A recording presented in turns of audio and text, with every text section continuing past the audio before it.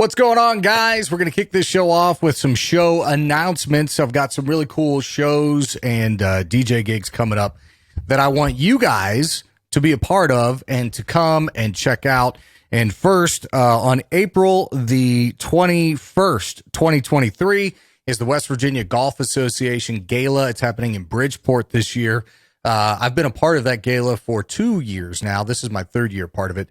We always have a great time. They have a great crew. It's always a lot of fun. So join me April 21st, 2023 in Bridgeport for the West Virginia Golf Association Gala. That is going to be a ton of fun.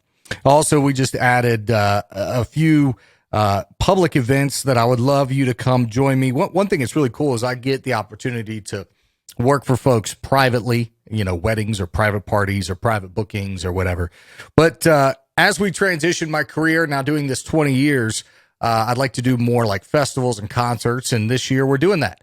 So I'm happy to announce that I will be performing and opening for Chris Cagle and Kate Boytek and a lot of others at the West Virginia Freedom Festival in Logan, West Virginia.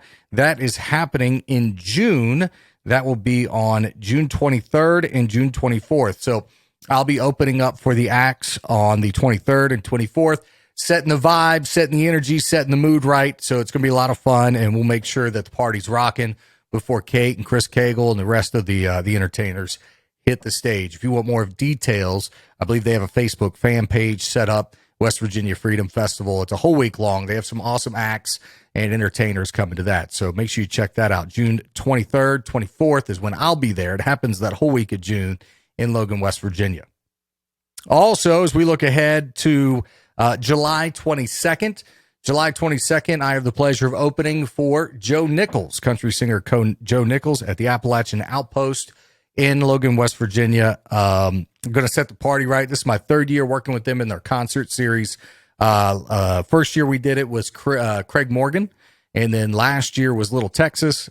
We've had a lot of fun doing this.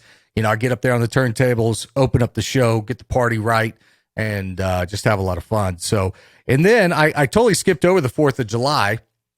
My fault. So the 4th of July, I will be performing at the Glade Springs Resort in near Beckley, West Virginia, for the Glade Springs 4th of July celebration. They have me performing near the clubhouse where you would go in to play golf and all that fun stuff. So 4th of July, it's actually July 1st. It's their 4th of July celebration. I'm glad I looked at that. July 1st, 2023, Glade Springs. Man, it's going to be a lot of fun. A lot of good shows coming up this summer. There are a few more in the works that I wish I could talk about, but they're not completely done yet. And when they do, you can check out the podcast. I'll let you know where you can come catch a great show.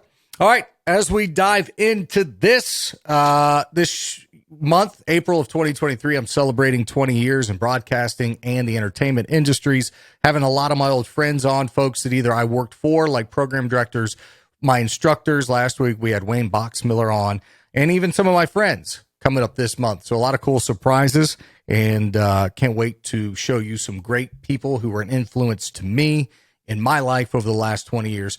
And there's probably no one bigger, only maybe 2 or 3 guys that had such an influence on me, like this gentleman. His name is Grover Collins. He is the program director for B105 Cincinnati. He was my program director at Q102 Cincinnati back in 2005, 2006. They've won countless ACM country large market station of the year awards back to back to back. He's won all kinds of awards. I believe is the program director and programmer for that radio station. The dude is a staple anymore in country radio, and I couldn't be happier to call him my friend. So let's say hi to Grover. The Nick Scott Effect. The Nick Scott Effect. Available everywhere podcasts are found. It's not easy. I don't feel the things that I felt anymore. And I won't dare just to hang my head. You know I can. My hands are tied. So we're rolling. I'm going to jump right in, man. It's always awesome and a pleasure to talk to you. And the reason I wanted to reach out was, 20 years now I've been in broadcasting and entertainment, if you can believe that.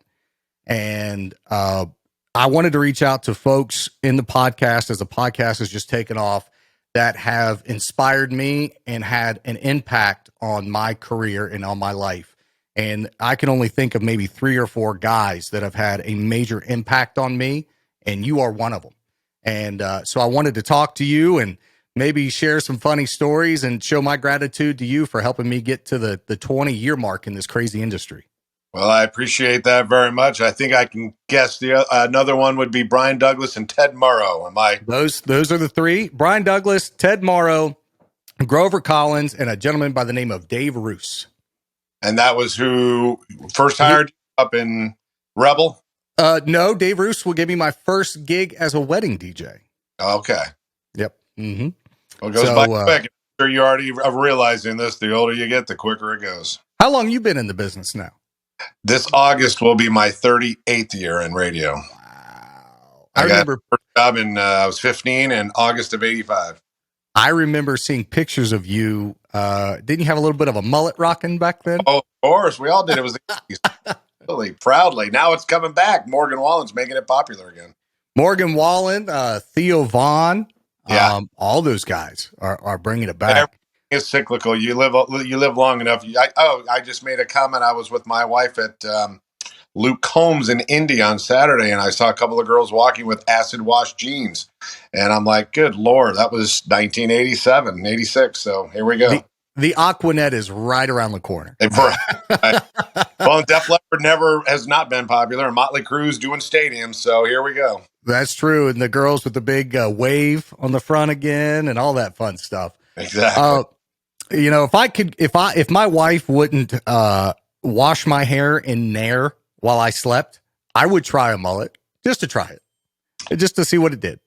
But she would kill me. I'm clearly way past the days of wanting long hair. It's strictly convenience now. So, so I remember you actually got to Cincinnati by way of B105, correct? And then when we had our time, it was at Q102. Correct. I got hired at B105 in August of 97. I was programming a country station called, ironically, B103 in Tallahassee. And they were obviously a diary market, 2 diaries a year back then. Yeah. I beat the competition. And so I would say that got me on the map to bigger markets. Like, who's this kid? How'd he beat this, the old country station in town? And that's how I got hired at B105 in 97. That's amazing. Now, and you may have explained this to me, how did you transition from B to Q?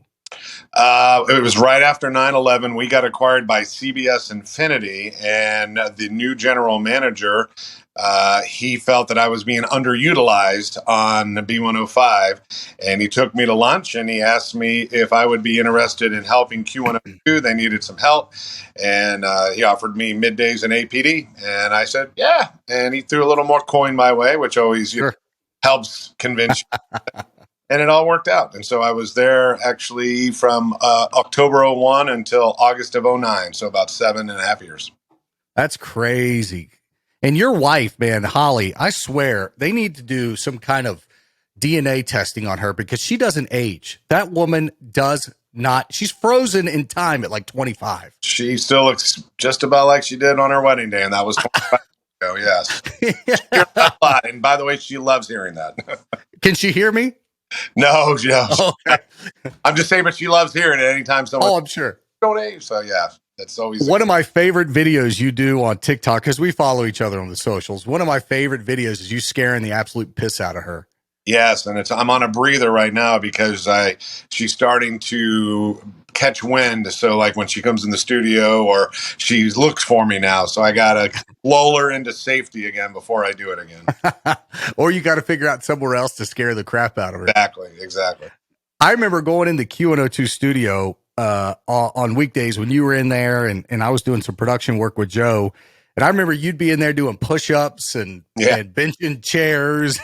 Oh, God. I had my weights in there and I would do, I think it was 15 push-ups every stop set, and those days are long gone, Nick. I'm not doing that anymore, to be honest. No. My belt will tell you different. What happened to those studios? Because I know you guys have moved into newer studios. What preempted that move? Because I loved our studios when I worked there. I thought they were beautiful. They were beautiful, and I would say out of all the radio stations in America, that was probably in the top 20 percentile of great studios to work for. But we are owned by the Hubbards, and I think this is what I think is Speculation. when it's feasible, they would like to own their own property. Now, that's not obviously doable in all of our Hubbard markets, but in Cincinnati it was. And so, fortunately for us, they put into play our building before COVID hit, and construction actually started July of 19, and obviously COVID came March of 20. So we moved in. It'll be 2 years this July. We moved in. But yeah, they built us 12 beautiful state-of-the-art studios. It's gorgeous. Oh, they look great. They look beautiful. One thing I did love about I guess we'll call them the old studios, was we got to look out over 71, which if you're not familiar with Cincinnati, that's the interstate, went right by us. We could see downtown Cincinnati. I mean, it was a very picturesque setting where we were. Yes, I agree. They were great studios. At the end of the day, though, it was an office building converted to radio station studios, where now they built a new building, which is made for radio. So it's beautiful. While I'm looking at it, little ADD moment here. You are a connoisseur of the bourbons and the spirits, correct? I'm not really much of a bourbon guy, but I do like Jack Daniels. I do like a little Jack and Ginger, Jack Honey. I'll even do Jack Fire, but not the bourbon. I've turned into a bit of a bourbon snob. I don't really like anything else. I don't even care for beer. I'll have beer with the buddies on the golf course, but if I'm going to like sit down, okay, I want to sip on something, it's only bourbon. I don't like vodka anyways. But so a friend of mine just gave me this, and I want to give him a shout out on the podcast, because he also is a close friend of mine. He's just getting into the podcast game, so if I can help him get some attention on his. And he actually ran for governor here in West Virginia and almost won last time. His name is Ben Salengo. He started the Bourbon Podcast. You can check that out on all major platforms. He actually went to Buffalo Trace a couple weeks ago, and they let him tap his own barrel. I don't know if you can see that, Grover. Wow. But that's his logo for his Bourbon Podcast. They actually let him tap different barrels and decide which one he liked, the taste of or whatever. And they bottled the one that he picked. And he was nice enough to give me my own bottle of the one he picked from Buffalo Trace. How cool is that? That is very, very cool. Now, I do know enough about bourbon. My doctor retired. Actually, last Friday was his last day. And I did get him a bottle of Weller Special Reserve as a retirement present. So I thought that was a good one. How much did that set you back? Let's just say I do know some people. So do you have to make payments? Let's try this out. Man, that's good. I don't know. I just love a good bourbon. I don't know why. And that maybe that's an old guy thing. Now I'm 40. It might be. Which, by the way, how does that make you feel to know that I am now 40? Try not to think about things like that. I'm 50. I don't feel 33 the next morning, but I give it the best I got. I've told this story to many people in the radio industry through my travels. Now I mainly just focus, I've been very blessed since I left terrestrial radio as a full-time jock. Over the last 5 years, I've had folks reach out to me for opportunities, and it just wasn't the right fit. My heart just wasn't in it. The podcast thing I love doing. And then the satellite radio thing with my mix shows. And you and I have talked about my mix shows. I know you like when I send them to you, because you told me you do logs and listen to them. Absolutely. A lot of fun. But I have told folks throughout my career, I think you and Brian and Patty ruined me. And what I mean by that is I had such an awesome experience. And I had such a great camaraderie, support, family, that feeling that when I left and came to West Virginia, and I'm not knocking the folks in West Virginia because they're all still good friends of mine, but that wasn't here. And I've been to other radio stations. I've interviewed for other radio positions, and I've never felt that again. I've never felt that sense of community and sense of support and sense of just having fun doing what you love. I never really felt egos clash when I was there. I never felt like people were having pissing matches. So I often tell people if I had never worked for Grover Collins and Q102, I may have been able to stick it out a little longer because I realized very early in my career what it was like to work with great people in a great setting. And that all comes down to culture. You're right. You didn't experience that because it does not exist, at least in our building. Everybody's there to help each other. And if I can do something to help out Mix, or if they can do something to help out me or Q, we're all in it together. At the end of the day, we're a family. And as cliche or hokey as that may sound, it's the truth. And it all starts with Patty. I mean, she is big sister, and she takes care of us, Mama Bear, however you want to look at it. And we trust her implicitly, and that goes both ways. And we all just want to work very, very hard at putting out the best product we can. And we're very, again, fortunate to work for Hubbard that lets us do real radio in 2023, as hard as that is to imagine with all the stories. Sure. We do real radio, and we're live, and we're local, and it shows in the ratings. It does. You know, Patty was awesome. I haven't talked to Patty in a long time, so send my love if you don't care. She was very influential too. I don't want to leave her out, but even though Patty was very influential to my time there, I wasn't in the trenches with her per se as much as I was with you and Brian and the rest of the crew. You know, my day to day was with you guys, so that's where I learned the most and got the most exposure. But and also and to you as well, send Patty my respect for Ron. Absolutely. He was I think about him every day. Oh man, what a great guy. Just great guy. I remember walking by his office. He was the promotions director for B105. I remember walking by his office, just a little 20, 21-year-old punk kid trying to get in the business and find my way. And I remember he would rib me, you know, and being a little 20, 21-year-old punk kid, I remember taking offense to it sometimes. Yeah. Like, who is this MFer? You know what I mean? But I would walk back by 10 minutes later and he'd be just in there howling, cackling. And he didn't mean it in any way bad. He was just maybe hazing me a little, giving me a hard time, which I deserved. But I just remember when I saw the news that he had passed, man, that, I don't know, it took me back for a little bit. That was a hard one to see and hear. Well, and that's true. And that's exactly what it was. That a lot of older guys will do that. That's how they let you know they care about you, or they want to see you do better, or they think you can do better than you are, which is, I think, where Brian and I fell into that category with you, if you remember. Sure. But yeah, that's it. It's almost like when they stop giving you a hard time, they stop giving you shit. That's when you need to start worrying. Yeah, absolutely. I remember at one point early in my Q102 stint, I didn't know which way the wind was going to blow, because I remember going to a nightclub event with your wife, with Holly. She was the host or talent on it. It was at Metropolis nightclub. Yeah. And I remember being in the DJ booth with my Q102 swag on, thinking I'm all important. And the next day I get to the studio, and mind you, I just stood there. I didn't do anything. I just stood there and hung out. You know, Patty did her thing. The DJ did his thing. I was a fly on the wall. And I remember you and it was my birthday. It was on my actual birthday. You and Patty called me in the office, and they're like, just so you know, there's a sign on the door that says, "Do not enter because of you," blah, blah, blah, blah, blah. And I guess the client was pissed. Do you remember that? Metropolis was pissed. I have no memory of that. Yeah. Apparently, I don't remember that. Apparently, the DJ was like all pissed that I wouldn't leave. Wow. I'm trying to think it was back then. That had to have been what, 2003 then, right? 2004? 2005.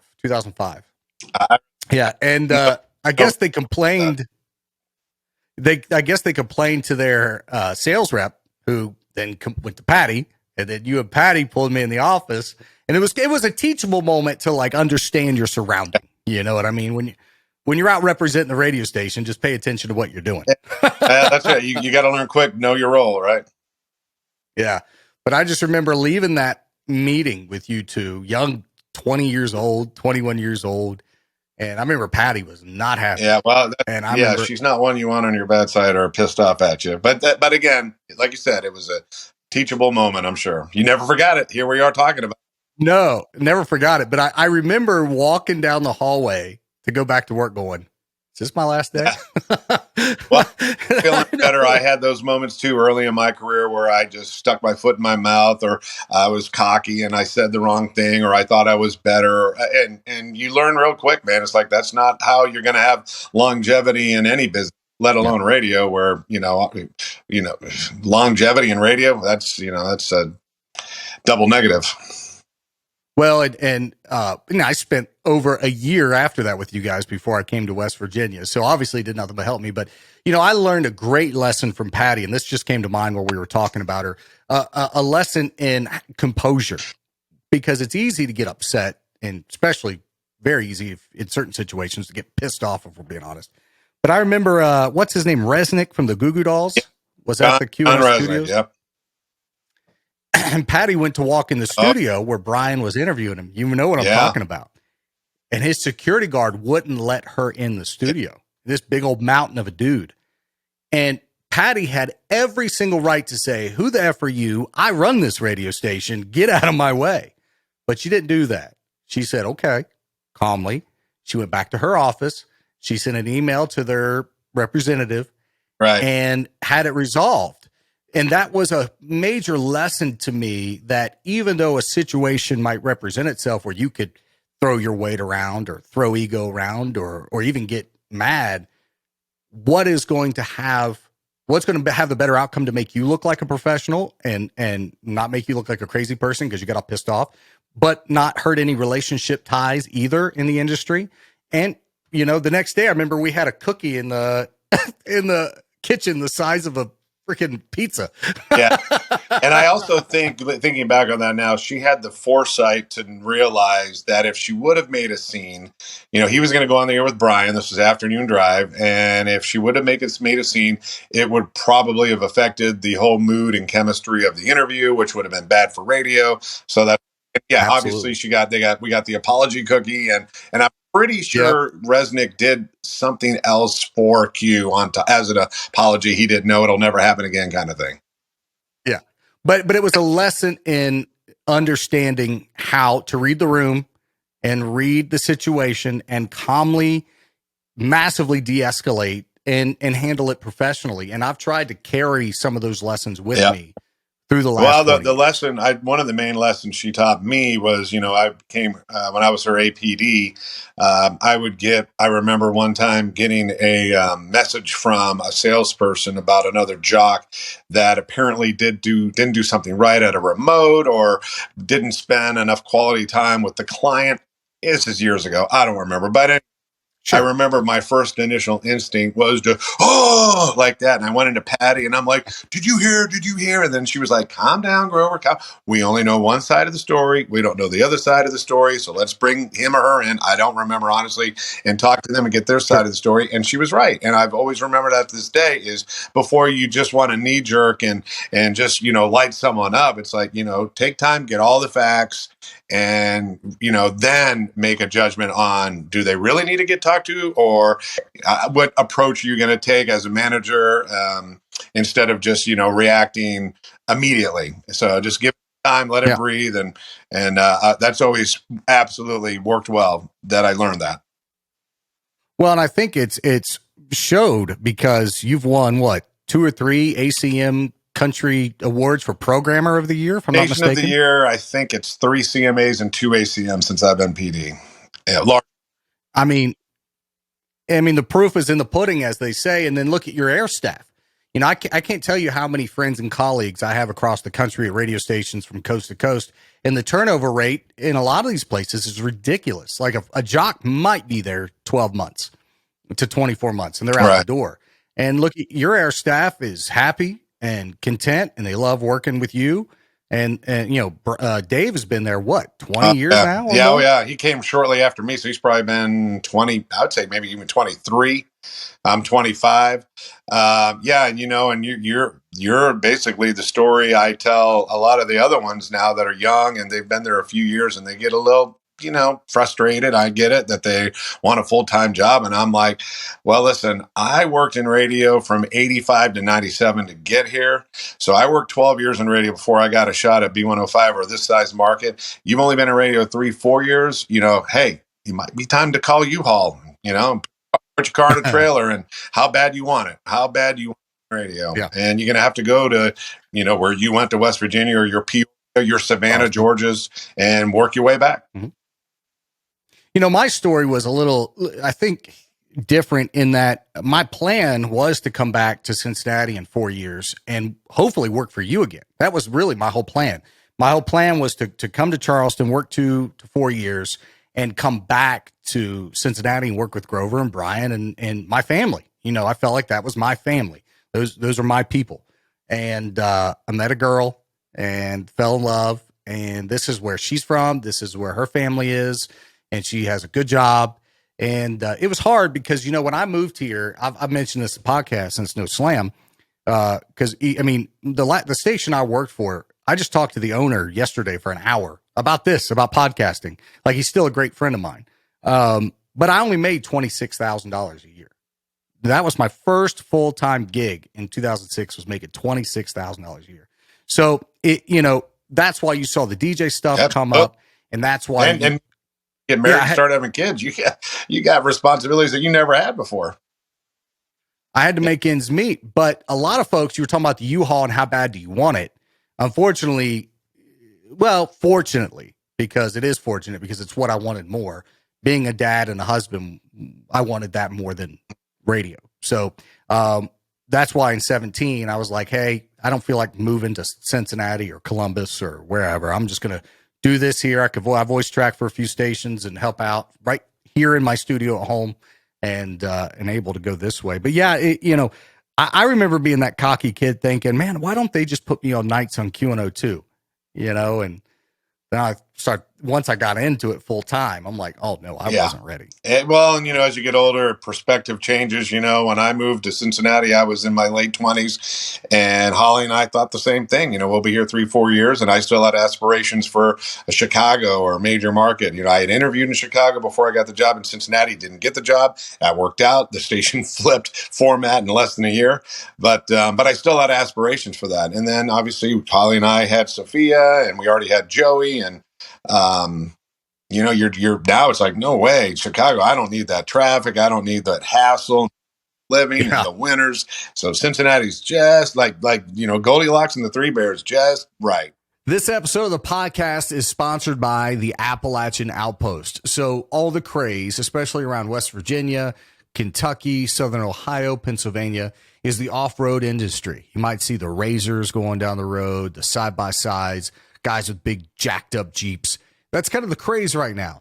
So down in southern West Virginia, near Logan, West Virginia, the Appalachian Outpost came on the scene to serve that industry, the boom of off-roading.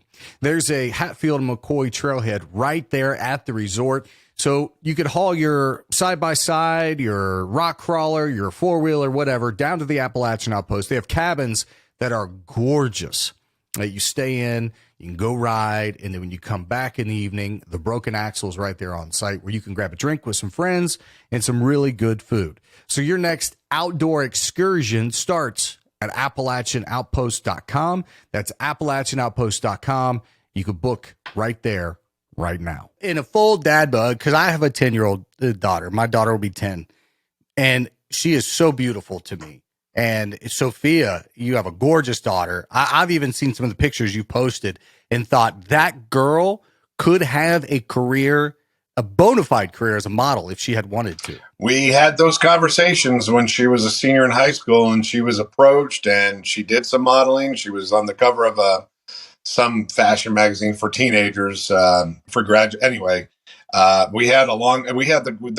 talk went so far as to, is mom going to leave radio because she was 17, and at the end of the day, Sophia made the decision. I don't think, because we didn't spare any details. We're like, this is hard. You're going to be working your ass off. You're going to be traveling a lot. But she says, I don't think I want that. But now she's a nurse and she's very happy.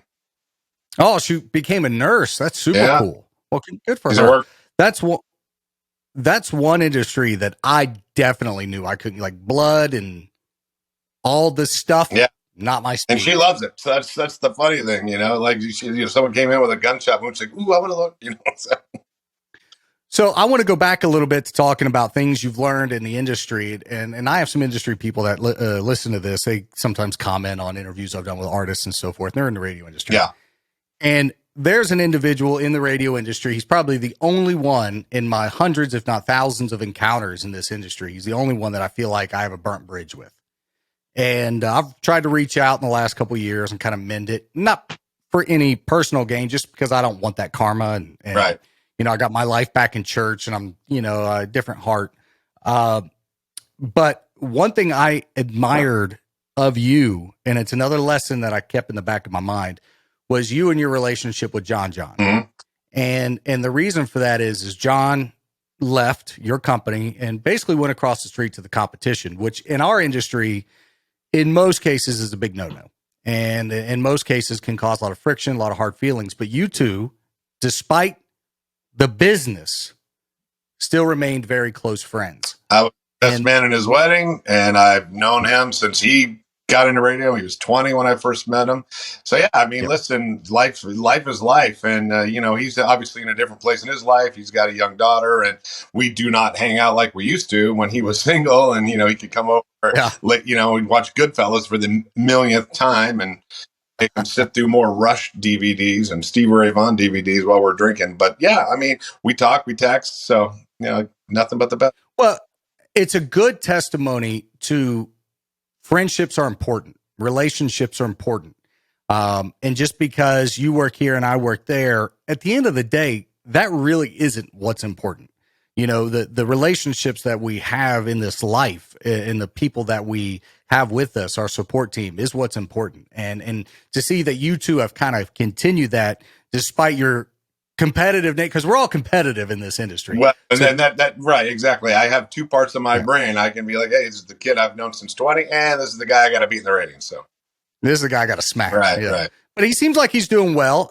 You know, I listened to his station when I was growing up because there was a guy named Storm that was on the air there that did really well. And I don't even know if he's still in the industry or not anymore. The only Storm I know that's still on the air in Cincinnati part-time is Storm Bennett. That's him. Yeah, and he's on GRR weekends, I believe. Not all the time, but he fills in. Yeah, I think we're friends on Facebook, and I've seen him make a post from the studio. So I think it's like weekend fill-in. He helps out. Now, GRR was a part of your cluster, right? Or is that moved? That's right, until we got bought. Well, now it's Odyssey. So it was Emis before Odyssey. God, I'm trying to remember. Or was that Intercom? Intercom, that's it. We were for a minute, but part of the spinoff was GR went to them, which is now obviously Cumulus. And I remember when the deal was finally done, GRR had to have everything out of their studio by midnight because the 12:01 a.m. became, and whatever was in that building became our property. Holly was on the air at Q102 back then. She's calling me. I'm at home with the kids. They were still young. She goes, you could not imagine what I'm watching. The elevator would open. Two people would run, and I mean sprint to the studio, and they would unplug and carry as much as they could back to the elevator and go back down because they knew they only had till midnight, and whatever was left at midnight, they had to leave it, and it became our property. And they got it all out. Wow, that's crazy. How much notice did they have? I want to say like 5 hours or maybe. It was like that day, 5, 6, 7 o'clock that night. And then that was it. So they were scrambling and they had to bring everything. Like, I mean, the board, everything. That sounds like a complete engineering nightmare. Yeah. But you got to do what you got to do, man. So does, what was her name, man? She was awesome. Julie? Is her name Julie? She still work for you guys? Now programming Mix, and she's now my promotion director since Ron passed. So she's been helping me. She's my right-hand woman in this instance for on UBE. Yeah, Julie was awesome, man. She's programming now. That's pretty sweet. Yeah, I know. So is it just Patty at Q, or did someone backfill your role as APD? They hired a new guy named Roy. He's only been here for a couple of months. He's the APD. I'm still actually helping out with music on Q along with Kay, who's the night guy there. He's the MD. But, you know, when they need help for this and that, I have those relationships with the record companies now for over 20 years. So Patty sometimes will, you know, tap me on the shoulder, Grover, I need help with this, or call them about this or whatever. And I those relationships for a long, long, long time. So Yeah, I remember you gave me my. Back full circle, back to what we were talking about when this podcast started. It's like there's no ego, there's no animosity. We're all here to help each other. You know, me and you've talked. You've had positions come open over the years, and I've emailed you about a few. It's one thing. If there was a way I could help you from down here at some point, I would love to. Just because of that, in my heart, I still have that good feeling that I had with you guys. Does that make sense? Yeah, you had a good That I've never right. That I've never had anywhere else. And again, I feel like saying that is slightly, throwing shade on where I came down to in West Virginia, and it's not. It was just different, And but I think there was such a special, unique sum of people that ended up in Cincinnati at a specific time that made that experience the way that I think it was just the right chemistry. That's the way, yeah. I mean, everything always changes, and a lot of people have left, and the new people have come in, but we still try to. That's a big part of the hiring process for us, and I would hope a lot of places is just, I have a friend, a country singer, Dustin Lynch. I've been friends with him since he started, and he had a great guitarist early on in his career, and I didn't see him for, 6-7 months. I came back, and he was gone, and he had a new guitarist. Now, the new guitarist was equally as good. I mean, you throw a rock, and you're going to hit a talented musician in Nashville. And I said, I don't even remember his name, but hey, what happened to Mark? And he goes, I can find anybody to play the guitar solos in my songs. I need somebody I can hang out on a tour bus with 23 hours a day. And I'm like, ooh. Yeah. So. That does make a lot of sense for sure. Because, at least in our experience, there are times we do. I mean, if it's a busy week, you're doing 50, 60 plus hours with these people. You're seeing them more than you're seeing your family. Absolutely. Absolutely. So, I always like to tell the story to switch gears of how I met you. I don't know if you remember this story or not, but it always makes me laugh. Well, why don't you refresh my memory? Okay. So I was DJing at Metropolis, and I'd only DJed there maybe 12 times. And this was one of those nights. And it was a Friday night, and it was Q102 night, and Holly was there. Yes, I remember this. Yeah. So came right up to me, right? Real cocky. No, and I don't know how you remember that night, if we're being honest with each other. I remember you coming up basically what is it going to take for me to work on Q102? No, am I not hearing that right? Feeling that right? All right. No. So I DJ'd, and it was the end of the night. It was like 2:15, 2:30. We closed down the bar, and I put some sappy love song on, just trying to get people the hell out of there. Right. And you and Holly were talking to people, and at the time, I was on the air at a station called Warm 98. And I remember making a note to myself throughout the night, I need to introduce myself to Grover and Holly. I had no idea who you guys were other than you were on Q102. And I walked up to you. I said, hi, Grover. My name's Nick. And you were like, you're the DJ. And I said, yeah. I said, well, I do more than just DJ. I'm actually on the air at Warm 98. And I remember like it was yesterday. You looked me up and down. I had frosted tips and spiky NSYNC hair and earrings and Abercrombie and Fitch, very, very 2004. Right? I do remember that, Nick, very clearly. Yeah. And I remember like it was yesterday. You went, you're on Warm 98. I was like, oh God, that's so deflating. I am. And we said something and you said, well, are you looking for a job? And I said, I'm always looking for a job, cause it's radio. Right. And you said to me, I remember like it was yesterday, you said, I got to go in the station in the morning to work on some logs. I want your resume in my email. And it's like 2:30, 3 o'clock in the morning. And I still got to shut everything down, drive 30 minutes home. I'm thinking, how am I going to get this guy my resume and an air check before 9 a.m. or 10 a.m., whenever he's going to the studio. So I remember going to get a pen and a piece of receipt paper, because that was before, I had like a flip phone or something at the time. And I wrote your email down on the bar on the receipt paper. I wish I still had that piece of paper. But and I went home. I got home at probably 3:30 in the morning. And I stayed up till almost 6 a.m. working on my resume and my air check on my little desktop Dell. Dude, you're getting a Dell computer. And I sent it to you. And I remember you called me at 10 a.m., woke me up. I'd only been asleep like 3 or 4 hours. You woke me up and you're like, hey, can you come down and meet me Monday? And that's when I met you and Holly and transitioned to Q. Well, I was just saying, obviously I got the email because you got hired, but Yeah. yeah, I don't really have a lot of memory, obviously, of the initial meeting, but that does sound exactly like something I would say. Well, I think the Jack Daniels was free flowing that evening, which is all good, you know. But my distinct memory of that exchange and encounter was, here's your very first impression of me, my very first impression of you, and you just looked me up and down, and you're like, you're on Warm 98. And I just remember being like, oh, yeah, I am. I'm going to go crawl in a corner now. Well, you had more fun on Q102 than introducing Celine Dion records and Michael Bolton records, I'm sure. No, sir. It was Phil Collins on the hour every hour. There you go. Yeah. But that was a great experience, too, because Ted Morrow, man, he is just such a great guy. And he was such a great instructor as well. And I mean, he will have forgotten more than I'll ever learn about this industry.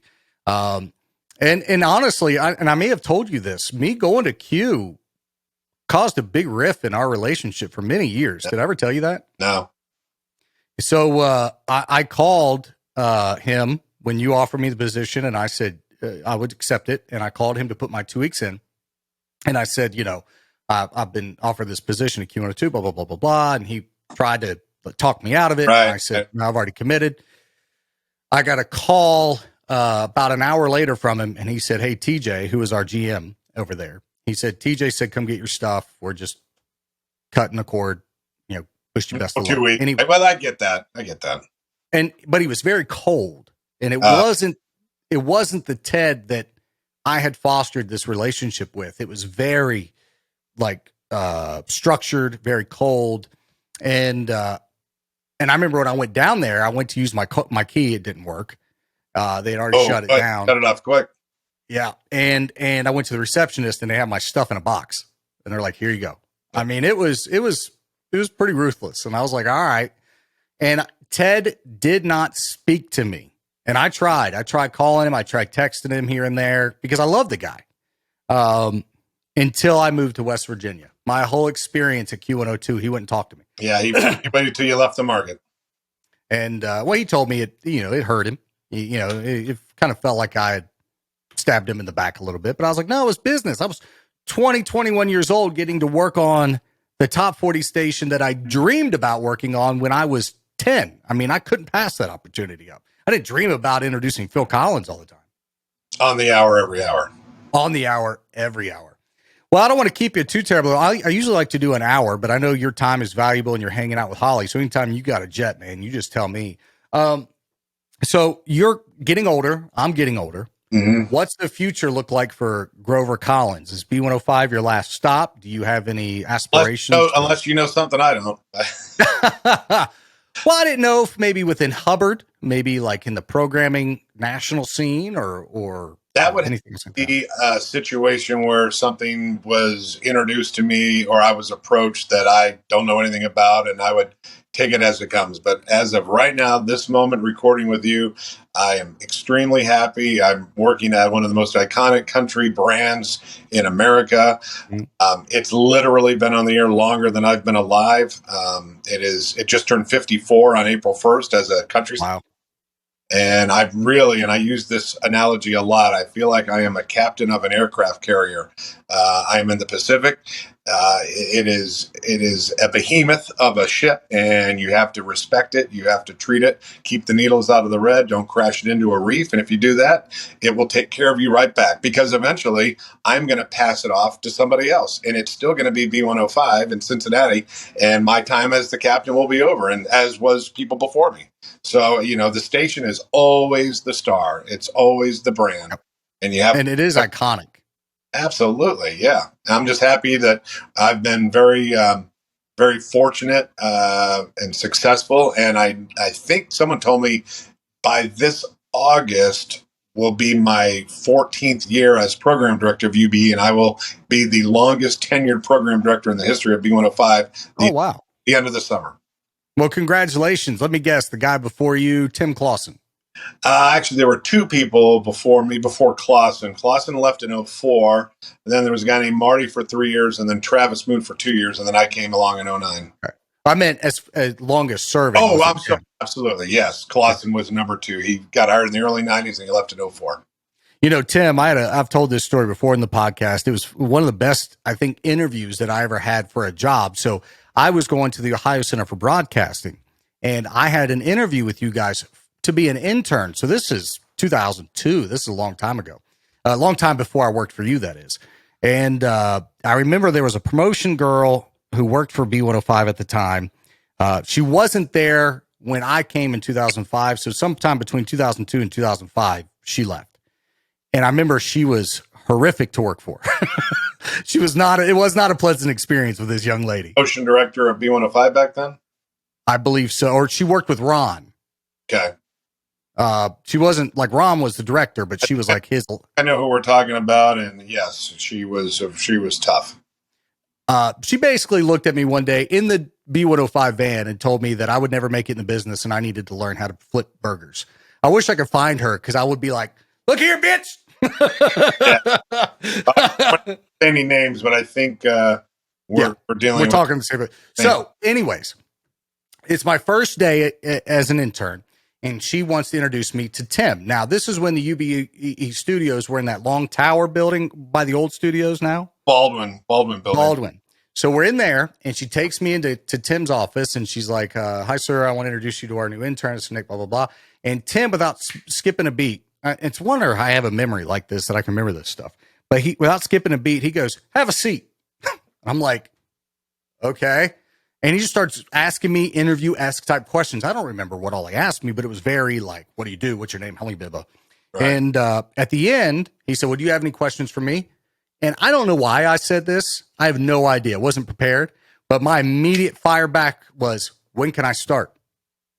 And he loved it. He was like, that's the best answer I've ever heard. I mean, he was like singing. Every time I saw Tim after that moment as an intern, he had to remind me, you gave the best interview I've ever, and was like patting me on the back. And when I found out that he left, I wish I could have had one more moment to maybe I will get an opportunity to talk to him in the future, but I would love to share with him how impactful that was to me, because it made me feel like I was doing something right. You know, he was a fan of people that had confidence. Yes. Yeah. And I tell you, another great person I met from that era, and he was even around when I worked with you, is Duke Hamilton. Yeah. I mean, what a legend. Oh yeah. He's in the Country Broadcast Hall of Fame. He's obviously retired, but he did, he made it to 50 years in broadcasting. I mean, he retired when he was 68. I should call him. I haven't talked to him in a minute. And I think he would probably be 71 now. I think this is his third year. I think he retired in July of 19. Wow. 4 years. It's coming up on 4 years since he retired. Good God. Where is he at these days? Didn't he own a farm? Yeah, he's home on the farm in Falmouth, Kentucky. Oh, wow. Yeah. And dude had such an iconic voice, too. I mean, had he not gone into radio, I cannot imagine the loss of the radio community would have had on just the texture of his voice was amazing. Yeah, very resonant and very professional. And I think he got into broadcasting in the military, and he, the radio bug bit him, and that was it. Did he, when he retired, please tell me he still used the big old headphones? Cost double A's. Oh my gosh. And they, believe it or not, I think they still make them. I can't believe they still make those headphones, but yeah, with the volume on the side and yep. Yeah. Oh, they're like an army green almost. Yeah. Yep. And I remember walking into the studio, and it was the first time I ever saw these. He had glasses that were magnet in the middle. Yeah. So he'd take them off and pop them together up here, and then pop them off and back down here. I probably made fun of him on that. When I met Duke, he was 48, and now I'm, 5 years older than that. So it's just always surreal. But I think I gave him a hard time about that too. And he just said, "You wait, young man. One day you're gonna need them too." And sure enough, man, I got a 5-pack of readers from Amazon just delivered this week.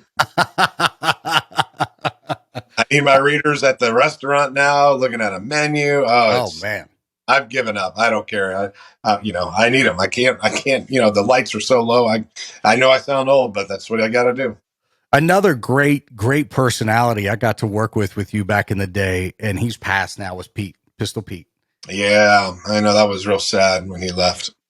Great, great guy. Now, did he still work for you before he passed, or did he pass during his time? He was gone. He was gone. He was on the Wolf doing Afternoon Drive, our sister station, and he had left probably no more than 3 years before he passed away. We used to go out. I'd known him since the early '90s. I met him at the Conclave Radio Convention in Minneapolis in '91. That's when Wow. and he used to help host. It wasn't his house, but there was a older couple that lived on a lake about an hour from me, and they had a huge pig roast every second Saturday in June. It was awesome, and he invited us out, and Holly came, and we camped out. It was a whole day event, and pontoons and swimming. It was great. So yeah, a lot of great memories of Pete. He was a total radio dude all the way. All the way. And I remember right before I moved to West Virginia, he was on B still, and he was only on the air from like 11 to 2 or something like that. It was like I think on then. I was on Q at that point. I think because when I first was on B, I was only on B from 11 to 1, or was it 1 to 3? I was on 1 to 3. So the morning show got done at 9, and then I think it was Pistol from 9 to 1. I was on 1 to 3, and then Duke was 3 to 7. So he had this really short air shift. And I remember being the young kid, the hungry, ambitious young kid. And I remember talking to him. I was like, dude, why don't you get more? Like, ask for more. Have more show. He's like, you shut your mouth. Don't ruin this for me. He's like, shush. Shush. No. You're going to ruin a good thing I got going. Don't say a word. 8 a.m. I'm out of here at 3 or whatever, right? Yeah, I was like, say no more. Yeah. That's the young Nick talking right there. And I remember he sat me down. We did this is when I was an intern, so it was 2002. It was the first year that they had Nashville Star. I think it was the year Miranda Lambert won and got to stardom. And we were at a bar, and I was working B105 promotions, and with this lady we were talking about earlier, who was not very kind to me. And Pete was there as the host of the event. Mm-hmm. And all these people are getting up and singing. And I forget what happened in the night, but there was like a lull or a pause or a break in the night. And I was sitting there with Pete, and he gave me like a 30-minute lecture on radio. He actually tried to get me to leave the Ohio Center for Broadcasting and go get a real degree at like the University of Cincinnati. But he was doing so in a way that was complimentative and like, listen, kid, if this is what you want to get into, right, this is what you need to expect, and that I've always hold that very special to me. So when he passed, it was this veteran who took the time out of working to sit me down and have a heart to heart with me. That meant a lot, Yeah, and it does. It stinks, man. The older you get, the more the more friends and family and people you care about, and love, and respect they end up leaving you, man. So my very first radio gig was at the Rebel in Middletown, now which is gone. Well, I think 105.9 is back. Now it's like the Oasis, I think is what it's called. It's like I don't know. I don't listen to it, but which now 20 years later, and a lot of society changes since then, I often wonder if it's good that I worked for a country station called The Rebel, who had a Rebel Confederate flag in their logo. I don't know that I should talk about that anymore. Different time. It was not looked poorly upon back then. Obviously, we've all gotten more mature and learned. But that's the thing. That's the way I look at it. It's like, you can't apologize for something that's really acceptable at a time in history. So, well, the reason they did it was, UBE was playing your country hits of 2002, 2003. That's when I was there. And then K99 in Dayton, the same. It was at the time it was Rascal Flatts and Toby Keith and Kenny Chesney. That was what was hot then, What they were playing, they were still playing the Little Texas, the Pam Gillis or whatever her name is, the 90s country people, the Golds as we call it. And so they were being rebellious to the popular country industry. Right. It was supposed to be like you had no rules. You could do what you wanted. It was crazy, right? But I just wish I knew who sat down in their marketing team and went, let's put a Confederate flag in there, because that was not a good look. I mean, there was a country band, Confederate Railroad. True. Justin Moore used to have a Confederate flag on his stage. early 2000s. So Well, I bring that station up because there was a morning girl who worked there when I did overnights. And then when I came to Q102 in 2005, she was working part time at B105. And I don't know if she still works for you or not. Madison Taylor? No? Okay. no, So when I was at the Rebel, she did mornings. It was called Madison in the Morning. I thought she did a great job. She had a great voice. She had a lot of energy in the morning. And I remember I was at Q102. I was doing like a Saturday shift or something. And I remember walking back to our little kitchenette in there to get some coffee or whatever. And I passed her in the hallway. Now, keep in mind, I haven't seen her in like 2-3 years to this point since we were at the Rebel. And I'm like, what the hell are you doing here? And she's like, oh, I work here now. I said, what happened to the Rebel? And that was about the time that Doug Braden closed Braden Broadcasting. The Rebel went under. They sold it to, I think, WNKU or NKU, the college. And so she left and came to B105. And when I left B105 or when I left Q in 2006, she was still there. So I didn't know if she. yeah, she did, because I was obviously on Q back then. She was doing middays, I believe, right? That's what I wanted. I believe weekend middays. Yeah. Okay, all right, yeah.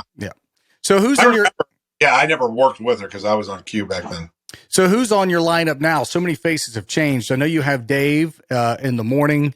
I know Statman's still here, and then Ashley. Statman. Yeah. I'm doing middays, and then it's Jesse and Anna afternoon drive, and then Nick Rivers nights, and then Ryan. I don't know if you remember Ryan. I remember Ryan.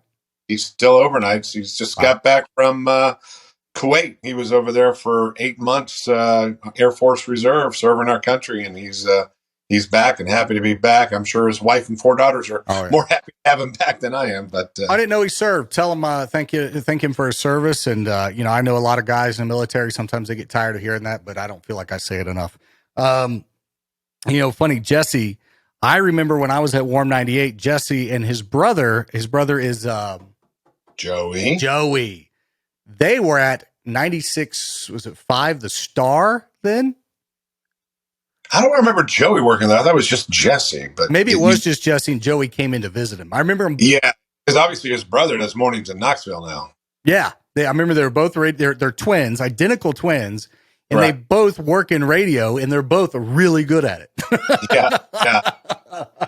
That's a very unique story, isn't it? Yeah.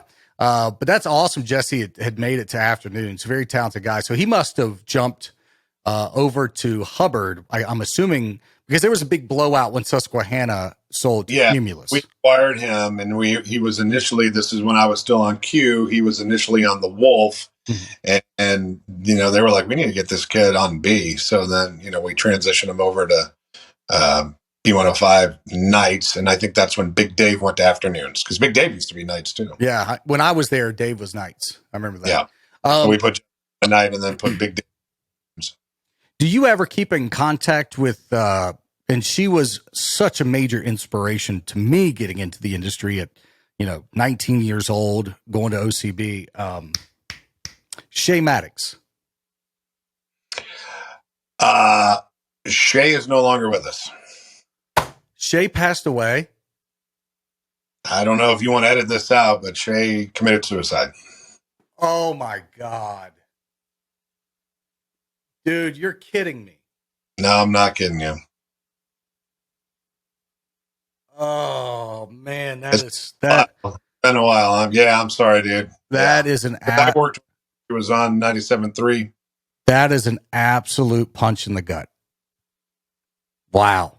Man, that woman was an absolute inspiration to my career. Nick Scott would not be sitting here 20 years later had I not heard Shay Maddox on the air.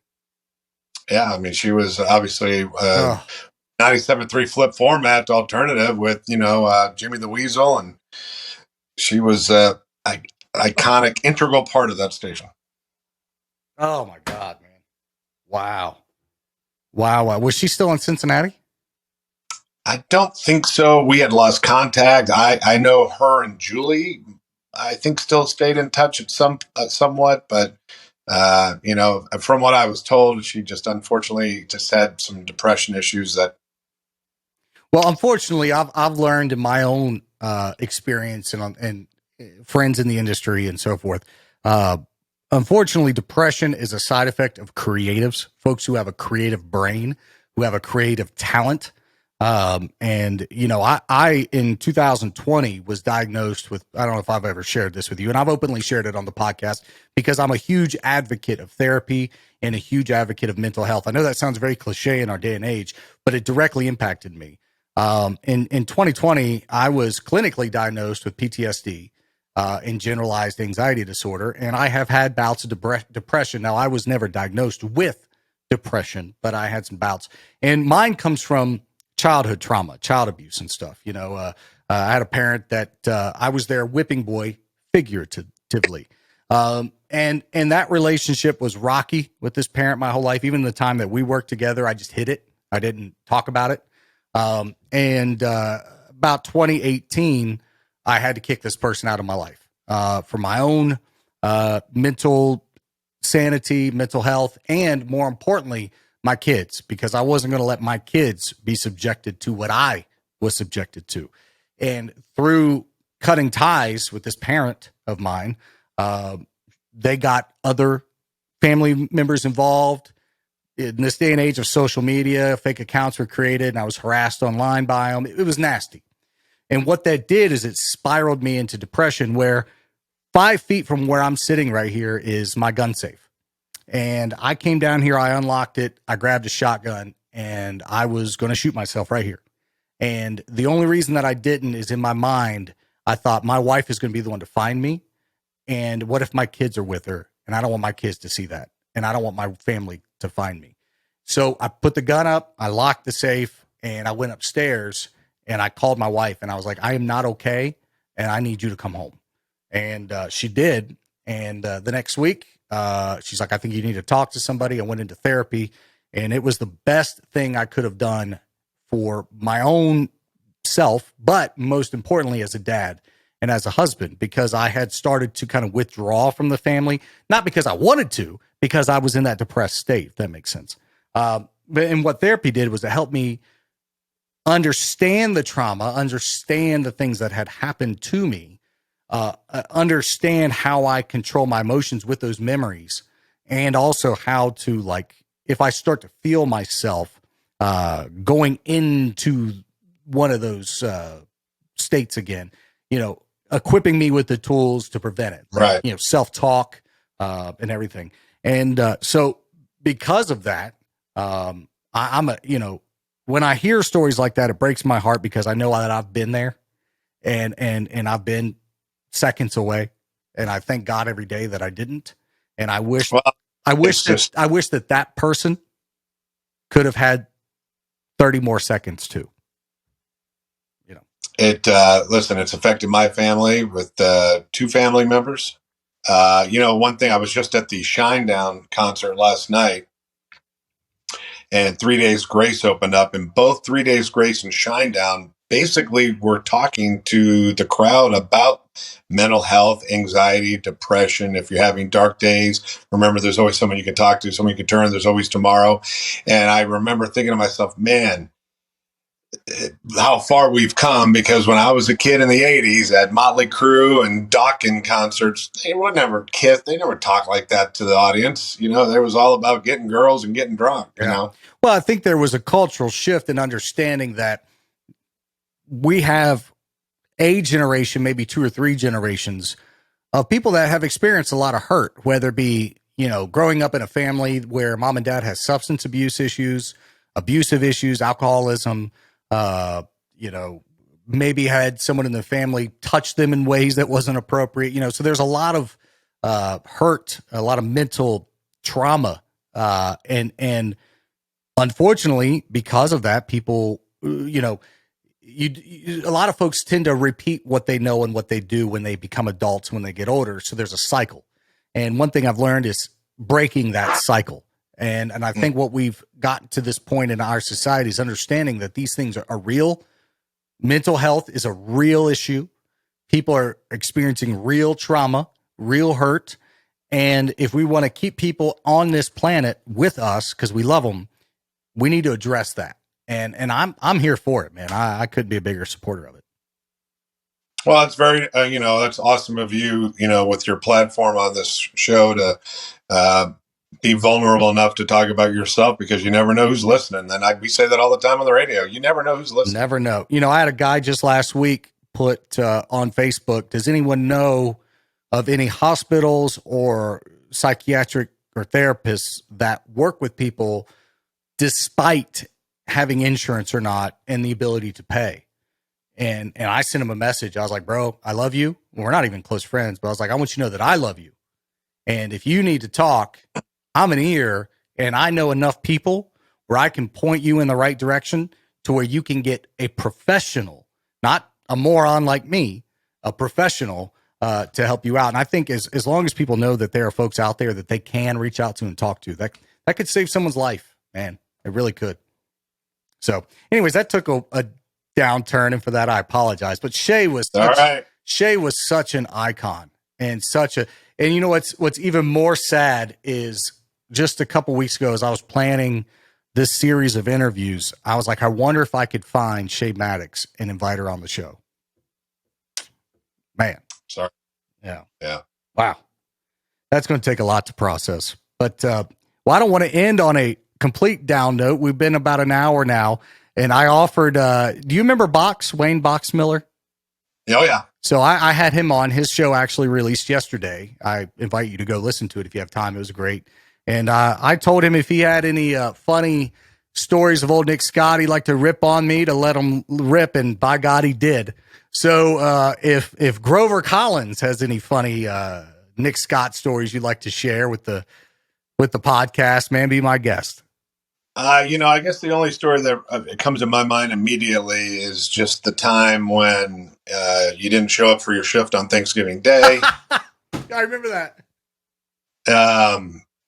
And I was, with my family and get the call from whoever was on before you, like, Nick's not here. And so, all right, man, I'm sure I ripped you on the phone when I got you, and you were very apologetic. And then I think, is that I forgot all about that. Brian and I had to talk with you in the studio like the next week, and it was the whole you took it like a champ, though. I mean, because we throttled you, and I remember after you left, Brian was like, "Were we too rough on him?" And I said, we'll see how he responds, or we'll see how he comes back from this, because we just laid it all out there. Like, you want to be in radio? This is inexcusable behavior. And obviously, you bounced back and you took it like a champ. You were humble, you apologized, and you never did it again. Yeah. What's funny is I remember my family inviting me up for Thanksgiving, as we always did. And it's funny that you bring this up because the memories come back to me now. And I remember thinking it's a holiday. I don't have to work. Who works holidays? No one works holidays. Members work holidays. That's who works holidays. I just remember like it's a holiday. I don't have to work. And I'm sitting there. I can remember like it was yesterday. There was football on the TV, and I don't even think we had eaten yet. And I think dinner was cooking, And I get a call. It says Grover Collins. And of course, I was always excited to hear from you. I still am. Oh, Grover's calling. Grover's calling. Yes. What's up, dude? You're like, where are you? I'm at my mom's house. Where should I be? In the Q102 studio for 30 minutes ago. 30 minutes ago. For what? Your air shift? Yeah. I was supposed to work today. Yes. I'll be right there. I drove from Waynesville, Ohio. If you're not familiar, that's a good hour from downtown Cincinnati. I flew down Route 48 to 71. I don't know how I didn't get pulled over. I mean, I probably made it from Waynesville, Ohio to downtown Cincinnati in 30 minutes. Half the time it should normally take. And I gave you a nice prime airtime shift. Not overnights, not nights. I think you were doing afternoons. It was afternoons. Yeah. Yeah. I was like, hey, you've been sounding. Give you a nice afternoon shift. Oh my gosh. And I remember running into there, and you had to take I don't even think, now that I think about it, there was an elevator, but to the right of the elevator were stairs. I didn't even fuck with that elevator. I just ran up the stairs and I ran into the studio, and I was like, oh God, I'm getting fired. And then you're right. On Monday, you sat me down, and At full disclosure, I'm 40 now. I've learned a lot since I was 20.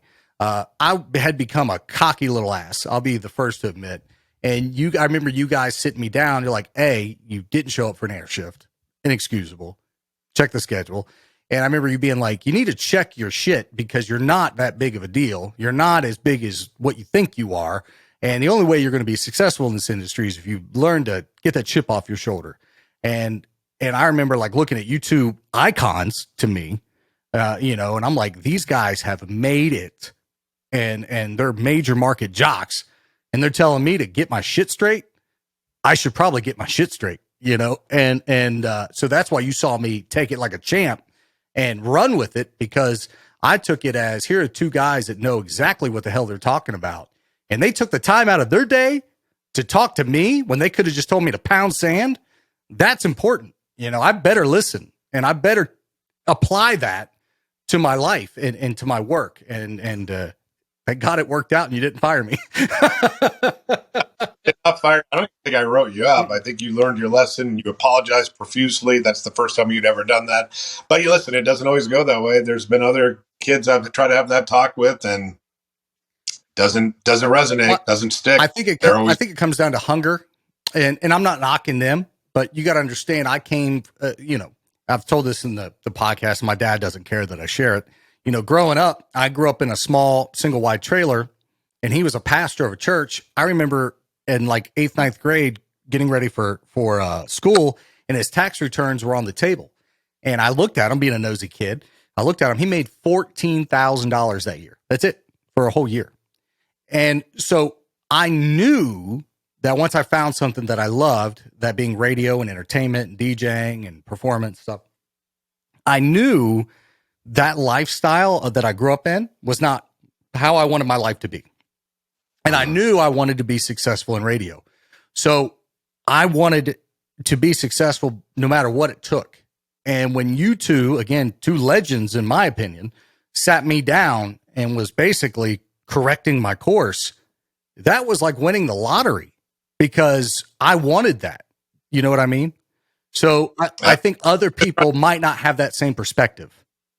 Yeah, we were just trying to show you your future if you, work hard and keep your head down, and look, worked out. Here we are 20 years later. 20 years later. Well, brother, look at that. Look at that. Well, brother, we'll end on this, man. I love you. I hope you know that from my heart. I do.